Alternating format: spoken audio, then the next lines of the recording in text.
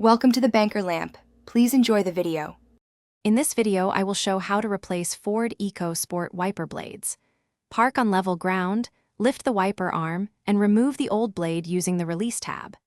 Then attach the new blade, lower the arm gently, and test operation. I will explain blade sizes, connection types, and quick tips to avoid scratches, so you can replace your wipers confidently and keep clear visibility in rain.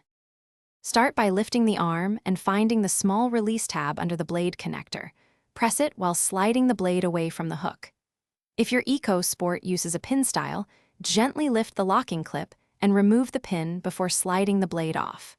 Keep the arm supported to avoid it snapping back, and clean the hinge area so the new blade seats flat and without debris.